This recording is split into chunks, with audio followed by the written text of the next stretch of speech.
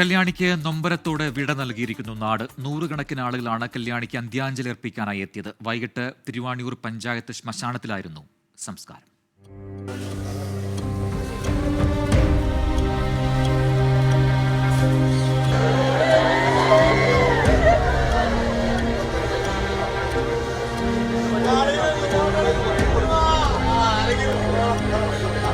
കല്യാണിയുടെ ഛേദനേറ്റ ശരീരം മറ്റക്കുഴിയിലെ വീട്ടിലെത്തിച്ചപ്പോൾ അവിടമൊരു സങ്കടക്കടലായി മാറി. കല്യാണിയെ അവസാനമായി കാണാൻ നാടൊന്നാകെ ഒഴുകിയെത്തി.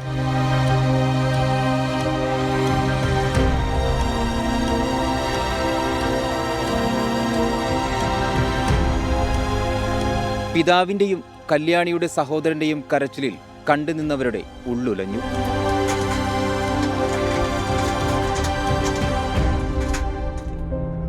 പോസ്റ്റ്മോർട്ടത്തിന് ശേഷം അച്ഛൻ സുഭാഷിന്റെ വീട്ടിലാണ് കല്യാണിയുടെ മൃതദേഹം പൊതുദർശനത്തിന് വെച്ചത്.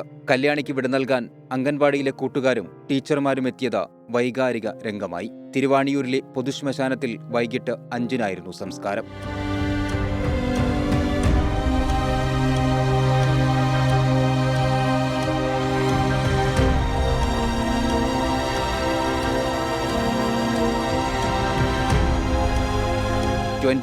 കൊച്ചി.